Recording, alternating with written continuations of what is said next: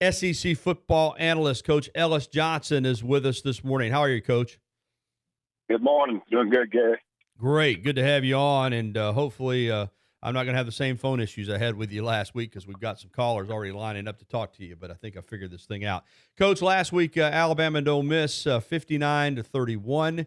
The offense, what can you say? I mean, it's just almost – it appears unstoppable to me, and to throw 6 touchdown passes, ran for another. Devontae Smith caught 5 touchdown passes for nearly 300 yards of offense. We'll get to the defense in a moment, but offensively, it's going to take a really stout defense with a lot of talent to slow this Alabama offense down, it appears to me. Well, they are. I don't know if I've seen a more dangerous or explosive offense. They really almost look like an Oklahoma-style offense ever since they went to that type of style. And everybody thinks this is not the type of football that Nick wants to play, but I think what they're doing is play into their skill set.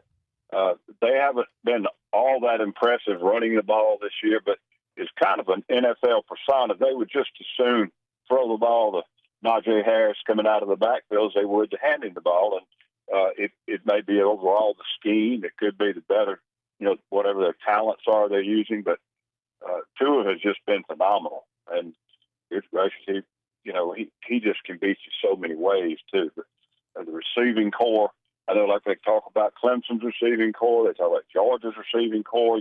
There are a lot of other places that have some. Even South Carolina has a pretty doggone good receiving core. But these guys are different. They just run away from people. Once they get the ball in their hands, if you've left any space for them to work with, they'll take it to the house. You've coached here a couple of times, so you know this environment and you know this fan base. And, boy, they're passionate. And they want it all, when they were not scoring a lot of points and were, running the ball, I'd hear people say, well, you're going to have to throw the ball to score more points. And now that they're doing that, people are complaining about the defense. Now, listen, I mean, I get it to some degree. Ole Miss had nearly 500 yards of offense. They wound up with 31 points, but we've talked about this before. It's hard to have it all, and at the same time, I do think that there's room for this defense to improve. What's your take on Alabama's defense, where it's at, where it needs to get, and the fact that, honestly, they're out there a lot because this offense scores so often and so fast? Well, on this last game in particular, and just a couple of comments, because I know we want to talk more about Alabama, but I think Ole Miss deserves a cap in some respects. They've had one ball game where it was kind of which team's in the worst shape, and they beat Arkansas. And then they have played, I think, a little bit better than people have expected them to play, coming off all the penalties and other things they've got with the NCAA. So I think a little bit of the credit goes to Ole Miss for last week. Now, if you look at the overall picture of the defense, it's not as much of a smothering defense as it has been. But I do think the ball game was well under control even before the halftime. And then I think some of the points and yards, did occur in the second half, and nothing's meaningless, but they weren't going to be meaningful in trying to win the ball game. I don't know whether Alabama was substituting or working some of their backup players, or if they were trying to play as well as they could play. I mean, it's hard to tell when you're working back and forth between games, but they did a lot of yards, especially a lot of rushing yards. Mm-hmm. But Ole Miss is, like I said, I think Ole Miss is better than people give them credit. The young linebackers could be an issue, just consistency of run fits, maybe some misalignments, some miscommunication out there. It's hard to say, and then people are going to attack you differently when they know you're going to score 40 or more points. They're going to take more chances, and maybe Alabama will finish the season this year with more takeaways, but give up more yardage because that's typical of teams that have these style of offenses. I'm with you. Coach Ellis Johnson, our guest on the Bud Light Hotline, he joins us each Thursday. We got a couple of callers. We're going to get to you callers in just a moment. Be patient, and we'll get you on with Ellis. All right. For Alabama and for all these teams in the SEC this year, it's kind of unique the way the schedule's set up, 14 weeks to play 12 games, so you get 2 bye weeks.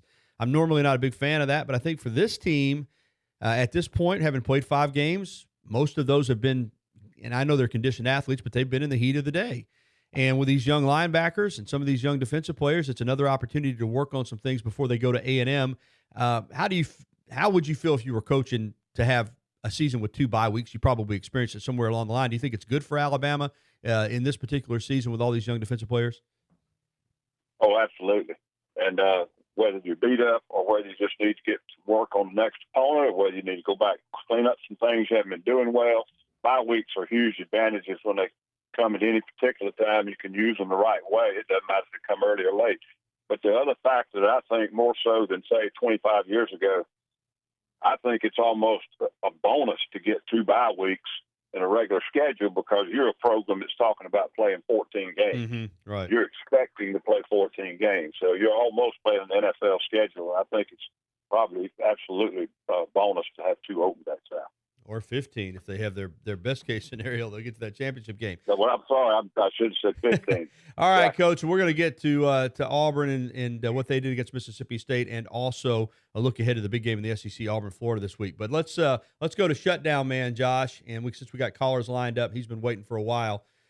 Shutdown Man is on the air with. Did we lose him? All right, let's go ahead and go to Tom. I'll punch him in here, Josh. All right, Tom, you're on with Coach. Coach, how are you this morning? Doing fine. How are you, Tom? I'm doing good, and I really appreciate you taking calls. Very nice of you to do that. My question, and I got a comment first, but is it mind-boggling it is to somebody like me. You got the Hatcher kid at Arkansas State, 400-something yards passing. You got Jalen at Oklahoma, 400-something yards passing last weekend. And then you got Tua, who had a phenomenal day here in Tuscaloosa last week. All 3 were on the roster, I believe, last year at Alabama. That's mind-boggling, isn't it? It is. And, that is even more so. But, there's some other examples. The kid that Clemson had, Kelly Green, he's over at Missouri, and they're having a heck of an offensive year. And he's one of the main reasons is he came in to transfer and has given them a spark in that position. And they've got one of the better ones still playing over there, and Trevor Lawrence. So, but now this one, 3 kids from the same program putting up those kind of numbers, it really is kind of special. And obviously, it's a statement about Coach Saban's recruiting. And it's just very difficult to keep, especially the quarterback position, but it's even happening to some other positions now. It's very difficult to keep a really good player on your roster if he's not going to be the starter. To that point, to me, what it says is how many great ball players it is out there, and they're still level. But my question for you today, and I don't know if it's a fair question. If it's not, I understand you don't want to answer it or anything, but if you had a vote today for the Heisman, who would it be for? I think I'd probably have to vote for Tua. This is being said, I haven't seen a lot of football. I've seen parts of a lot of football, because in trying to watch several of these teams, and I do a couple other spots in Columbia, and they want to talk Clemson. I have to look at them a little bit. So I'm not going to say that I'm an expert or a well-schooled person on that at this stage. But if you look at what he's doing, and they have already played some pretty good teams, and he's going to play some really good ones on down the road, it could be a foot race between him and Oklahoma. I've gone blank. Hurts. Jalen Hurts. It could definitely end up being a foot race between them, because I think Lawrence, Clemson, he's not having a great year. He's not doing bad, but he's not having a great year, and he's not in the conversation as much. Hey, Tom, thanks for the phone call, man. Hey, thank y'all for taking my call. Good to hear from you. And, he was talking about these quarterbacks, and you said it, Coach, when you recruit like these top programs do, and you can't play but one quarterback, you're going to see more and more of that. Listen, Georgia's got, in addition to Fromm, they got Jacob Eason at Washington and Justin Fields at Ohio State lighting it up. Exactly. They were all on their roster. It says 2 things. Number one, obviously, people that recruited and did a great job recruiting. But number 2, it is a statement that the players are not intimidated to come somewhere. They're not afraid of competition. But now this transfer rule has given them an out. So if you see 2 great quarterbacks on the recruiting list, and you already got one sitting there starting, a lot of kids won't go to that school. But lately, they do. They go in, they see if they can take the job. Sometimes they do take the job. Ones that are not going to end up getting any playing time, they now, by the rules, can go somewhere where they can play. I'm sort of torn between the rule. I think it's opened a can of worms of too much transferring, but I also think that in cases like this is good for these kids to be able to do that. Yeah, seems to be. All right, we got to take a break, Coach. We got one more segment. When we come back, of course, Alabama's off this week, but we'll talk Auburn Tigers. Man alive, are they playing well? Also, Georgia and Tennessee coming up this weekend. I'll get Coach's thoughts on that game, Auburn, Florida, and more with the coach, Ellis Johnson, here on the Gary Harris Show. We're back after this. Hey, back with the coach, Ellis Johnson, joining us this week on the Bud Light Hotline to talk college football. And, Coach, a lot of people have been watching this Auburn team. They won against Oregon. They won at A&M, and yet Patrick Nix, his son, Bo, who we've talked about a lot on the program, just you can see he's got it. But a lot of people had pointed to the numbers. Well, he doesn't have a high completion percentage. He doesn't throw for a lot of yards. Well, he took the next step against Mississippi State when he went 16 of 21 for 335, 2 touchdowns, no picks, carried it 7 times for 56 yards and a touchdown. I don't think this kid's about stats, but he's capable of putting them up. And Auburn rolled 56-23. This is a team that's starting to hit on all cylinders. Yeah, well, their defense has played very well the whole year, and offensively, it was just they were a little bit limited because of what they felt like they could allow him to try to do, being a young quarterback. I think really, I'm not taking anything away from his performance, but I think Auburn was so dominating in other areas up front in the running game. All he really had to do was get a ticket, make sure he was on the bus. I don't really feel like he was driving, but I will say this: he has steadily improved, and he takes care of the football for the most part. And I think as long as he does that, the way they're playing defense, they're playing to their defense, their kicking game, their field position, those kind of things. But they look like they're going to really be in the thick of it, Jared. I think this game coming up is a huge game. It was a marquee game before the season started, like about 20 of them. But I think this one is really huge because both teams still have to be through Georgia and also LSU. But then Auburn's got that Alabama game sitting at the end every year. So they both still got a pretty rough road to try to win their divisions. And I think this game is going to be almost critical for both of them to have a chance mathematically to win their division. And how do you see this game? I think most people feel like, most just being people that I hear on radio and television and fans, think Auburn's a little bit better team. But Florida's at home in the swamp. This ought to be an interesting game. Do you favor one team over the other? Well, I think Florida's got the home field advantage, a big-time running game will negate that somewhat, but they still got to contend with the noise and some of those things. But I think that both quarterbacks, the Trask kid is a sort of a similar thing. He wasn't a starter, but he got the job early, and he's not been all that impressive and flashy with his numbers, but he takes care of the ball. And he is similar, I guess a little bit similar in the style of both. So I think what it's going to come down to, both of the defenses are playing extremely well right now. I think Auburn's better on defense. But I think the game's going to come down to which quarterback still plays consistently and makes those critical plays for their team during the course of the game. I don't think either one of them is going to have flashy statistics. But I think the one that takes care of the football and makes some real key third down or red zone plays for their football team probably going to determine the outcome of the game. Let's get to Georgia and Tennessee, and I think the hope was at Tennessee that you'd get to the bye week and be able to kind of catch your breath and maybe kind of rally and get ready to play a competitive game against Georgia. And then this Jeremy Banks mess comes out, and it's not something you want to have to be dealing with the week of this game. I mean, on paper, this is a total mismatch in Knoxville. I mean, Georgia's one of the best teams in the country, and Tennessee, quite frankly, looks like one of the worst. Any recipe here for Tennessee to be competitive in this game, Coach? This is more of a game about has Georgia got good team leadership, maturity, and an ability to focus on an opponent on the road that has not been playing very well, but on any given day, of course, the SEC team can beat another one. So I think this is really not about Tennessee. Obviously, they got issues, they got problems. Jeremy inherited 90% of them. But some of us got to be, starting to improve soon. They're just really struggling. I don't know any way they beat Georgia. It's, the only one. The only team that can beat Georgia Saturday is Georgia. As long as they don't have a letdown and play well and focus and get better as a football team, it shouldn't even be close. You know, you said an SEC team can beat an SEC team on any given week, and really that's college football. That's what makes it great. I mean, on paper it looks like one thing. We saw Clemson hang on for dear life at North Carolina. A North Carolina team that had just come off a loss to Appalachian State and, could have won that game, maybe should have won that game. What did you take away from that game? Was that just what we're talking about? Was just an example of a team at home rising up, or did you see some chinks in Clemson's armor from that contest?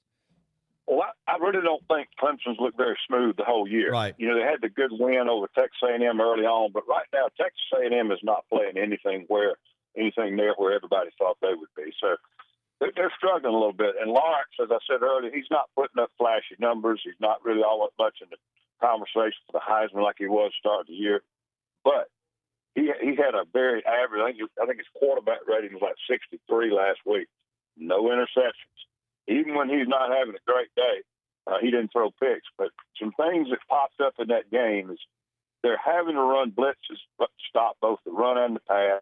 And I don't think it's desperation, but I think it's more of the utilization of the skill set of their defensive front. They're pretty quick, they're disruptive, but I don't think they're nearly as good up front on defense or as consistent as they have been. And if they have to continue to be that high risk on their attack on defense, they're going to have some problems stopping good throwing football teams that can spread the ball around. The other things, they had a bunch of pre-snap penalties with the noise up there, and it probably had as much to do with shutting down their offense as any other factor North Carolina did. This is not, that's not Neyland Stadium with 100,000. This is Chapel Hill. So if they can't handle that kind of noise and so forth, it looked like they just weren't really all that sharp. And they never got the running backs going. And Lawrence had to carry the ball too much. And when the quarterback has to run the football too much, and also he had to extend too many pass plays, he gets tired, he gets hit, he gets a little bit banged up or beat up, or he's just a little bit fatigued, and then the accuracy's gone. So, he was 11 of 45 running the football, but, he didn't throw the ball accurately that day. And I think it was a little bit of fatigue from having to run the football.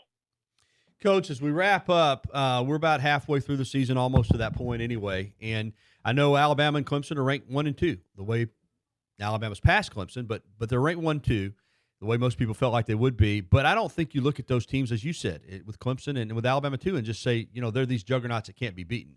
Then you got Georgia, you got Ohio State, you got LSU, you got Oklahoma, you got Auburn, you got Wisconsin, you got Florida lurking. You got Notre Dame with just one loss at Georgia. Penn State's unbeaten. Iowa, some other teams that maybe feel like that they can make some noise.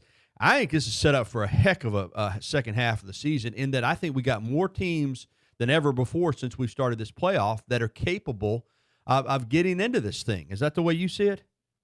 Yeah, and at the beginning of the year, everybody's just talked about two teams, Clemson and Alabama, and of course that's because of the last 3 or 4 years they've both been in the middle of it. But I don't think either one of them right now are playing well enough in all areas to know they're going to be the two teams that get there. If you picked them today, I think you probably have to pick Georgia or I'm drawing a blank. Ohio State, Georgia, Ohio State, or Oklahoma. And I haven't seen Ohio State very much on TV, but they're dominant right now statistically, and they play a pretty good team. So to me, those three teams are playing better football right now than Alabama and Clemson are. Alabama's defense has got to get a little more consistent. Clemson's offense has got to get a little bit more in tune. And I think their defense has got some vulnerability just on skill set and some things they're having to do to be successful. So I agree with you. I think they're probably legitimately maybe 8 teams, that could easily have a shot to be one of the 4. It's going to be fun, and it's going to sort itself out. We mentioned Auburn and their schedule. By gosh, if they make it to Atlanta, they will have earned it, having to play Florida, Georgia, Alabama, and now I'm drawing a blank. Who else they got left there? That's but they still got LSU. And it's on the road. Yeah, LSU. They got 3 Florida road games in a row right now. They got Florida, Arkansas, and LSU. Now Arkansas is no great team, but when you got to play all 3 of them on the road, and the last one sitting there is LSU, and it's going to be tough. I mean, they to get through that, and then Ole Miss is still playing okay. I mean, that's not a game they can play poorly and win. So they've got a rough schedule, but that's the kind of schedule. If you're not ranked up there in the top 10, that's the kind of schedule you got to play to get there. Yeah, well, they certainly can get there if they keep winning. It's going to be interesting. Thank you so much as always, Coach. Enjoyed it, Gary. All right, enjoyed it. Coach Ellis Johnson with us here